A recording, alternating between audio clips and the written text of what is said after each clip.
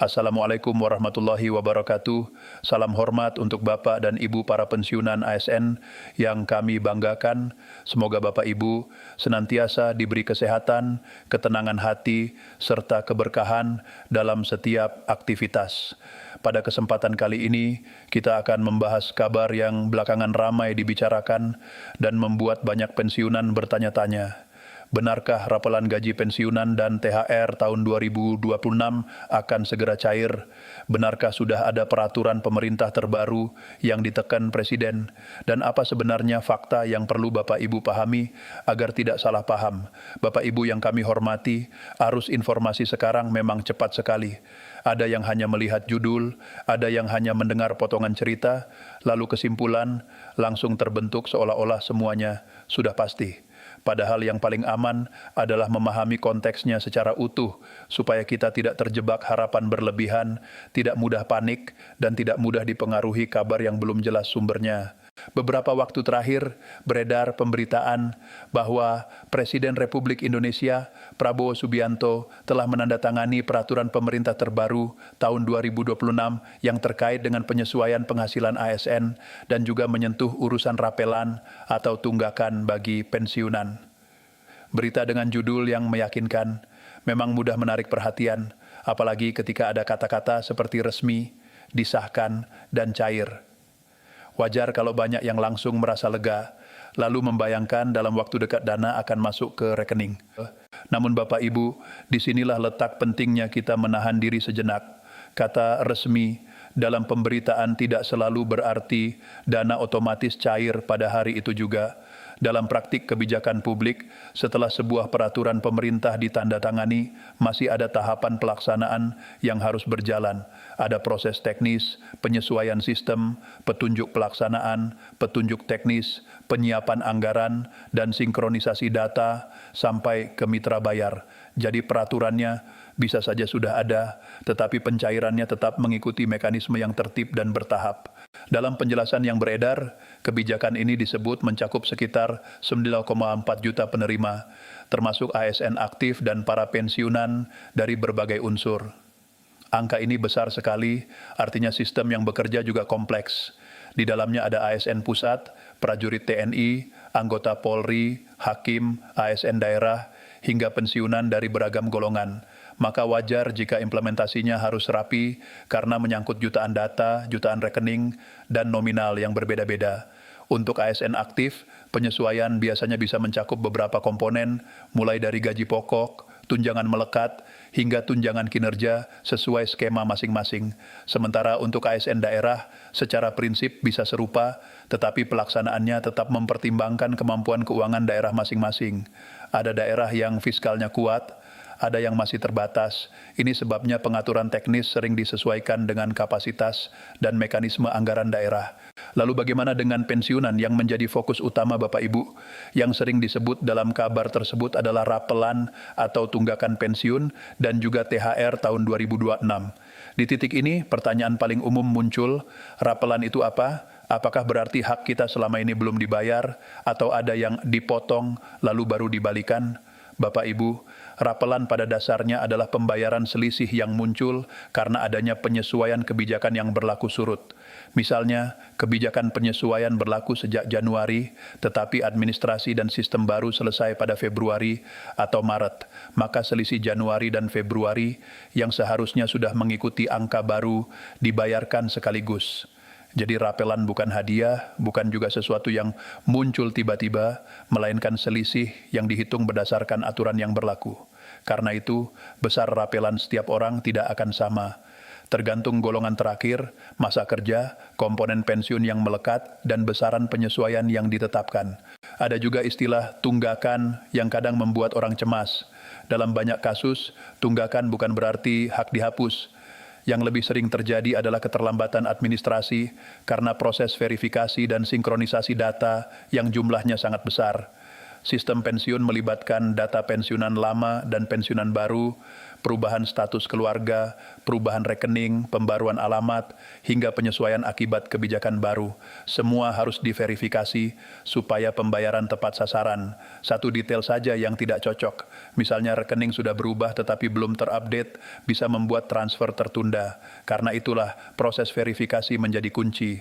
Bapak Ibu yang kami hormati, dalam konteks pensiunan ASN, lembaga yang memiliki peran sentral dalam pengelolaan dan pembayaran manfaat adalah PT Taspen. Ketika ada perubahan kebijakan, salah satu pekerjaan besar yang harus dilakukan adalah pembaruan sistem perhitungan, lalu validasi data penerima. Ini bukan pekerjaan sederhana, karena bukan hanya soal angka, tetapi juga memastikan tidak terjadi salah kirim, salah nominal, atau pembayaran yang tidak sesuai hak. Negara harus memastikan setiap rupiah dibayarkan sesuai ketentuan, tercatat, dan dapat diaudit. Setelah sistem diperbarui dan data disinkronkan, ada tahapan penganggaran dan penyaluran yang juga harus sesuai prosedur. Walaupun kebijakan sudah ditetapkan, pencairan tetap harus mengikuti tata kelola keuangan negara. Banyak yang bertanya, kalau sudah disahkan, kenapa tidak langsung cair? Jawabannya sederhana, karena negara tidak bisa memindahkan dana besar tanpa mekanisme yang jelas. Ada alokasi anggaran, ada proses administrasi, ada pencatatan, dan ada koordinasi lintas lembaga. Semua itu diperlukan agar pelaksanaannya aman, tepat, dan tidak menimbulkan masalah baru. Lalu muncul pertanyaan lain yang juga sering kita dengar, apakah benar cair pada bulan Maret 2026? Bapak Ibu, kita perlu membedakan antara kemungkinan jadwal dan kepastian tanggal.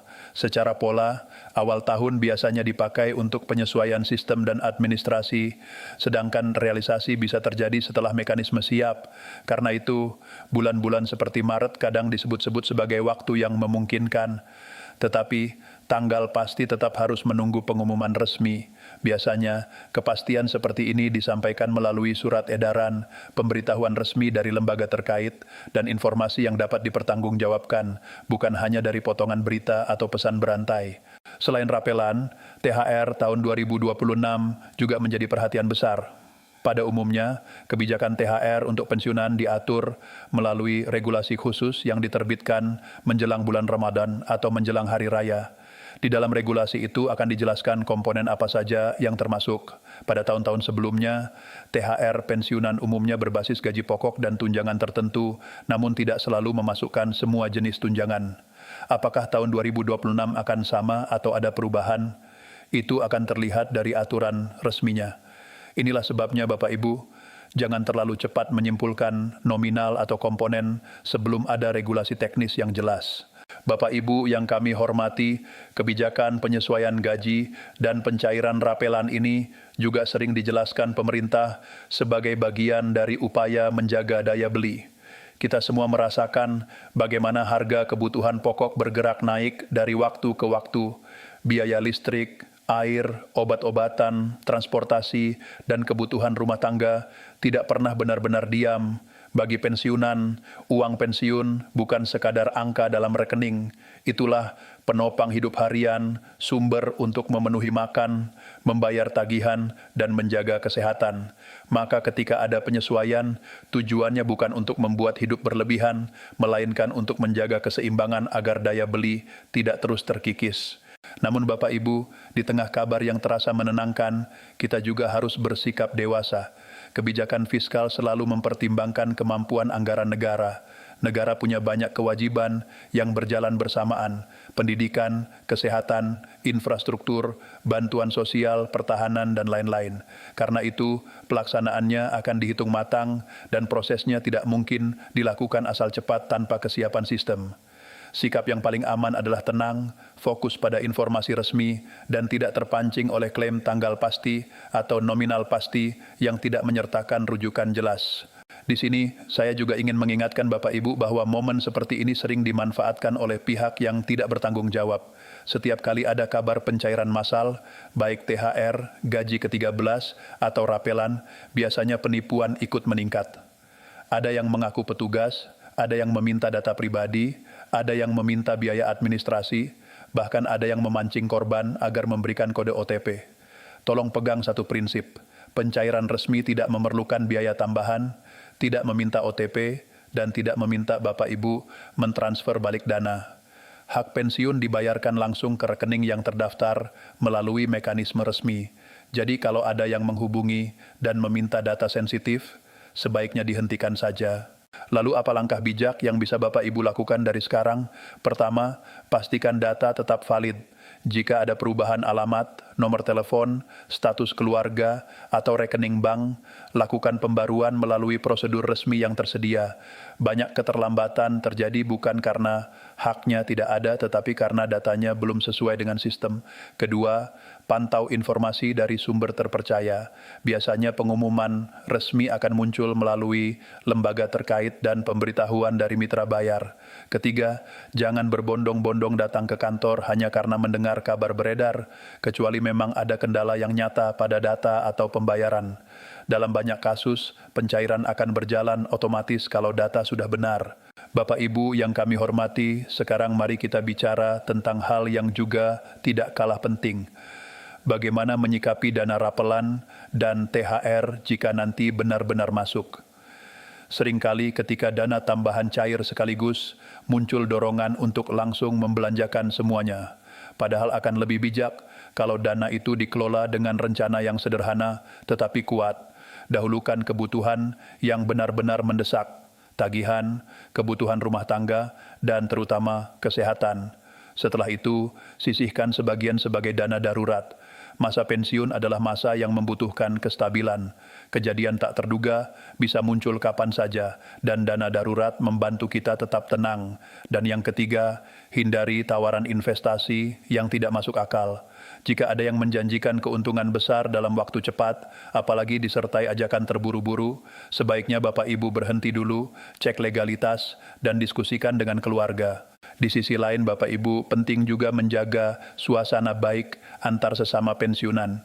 Perbedaan nominal atau perbedaan waktu masuk rekening kadang menimbulkan salah paham, padahal jadwal distribusi antar bank bisa berbeda, proses internal bank juga bisa berbeda, ada yang masuk lebih dulu, ada yang menyusul beberapa jam atau beberapa hari, itu tidak berarti yang lain tidak mendapat. Jadi, tetaplah tenang dan saling menguatkan, bukan saling memanas-manasi. Kalau kita melihat lebih luas, kebijakan seperti ini juga berdampak pada ekonomi daerah. Ketika jutaan ASN dan pensiunan menerima tambahan dana, konsumsi rumah tangga biasanya meningkat, warung kecil bergerak, pasar tradisional ramai, usaha lokal ikut hidup. Artinya, kebijakan ini bukan hanya soal angka di rekening, tetapi juga bagian dari upaya menjaga perputaran ekonomi. Namun tetap, kita harus realistis, ini bukan solusi untuk semua persoalan ekonomi, melainkan penyesuaian agar keseimbangan tetap terjaga. Pada akhirnya Bapak Ibu, inti dari semua pembahasan ini adalah satu.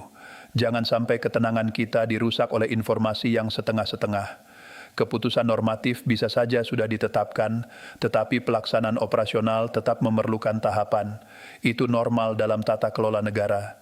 Tugas kita sebagai penerima manfaat adalah memastikan data benar, menunggu informasi resmi, menghindari hoaks dan penipuan, serta mengelola dana dengan bijak ketika nanti diterima. Dengan begitu, kabar tentang rapelan dan THR 2026 tidak hanya menjadi berita yang memancing harapan sesaat, tetapi benar-benar menjadi langkah yang membawa ketenangan dan kestabilan dalam kehidupan masa pensiun. Semoga penjelasan ini membantu Bapak Ibu memahami situasi dengan lebih utuh, tidak terburu-buru menyimpulkan, dan tetap tenang menanti pengumuman resmi. Wassalamualaikum warahmatullahi wabarakatuh.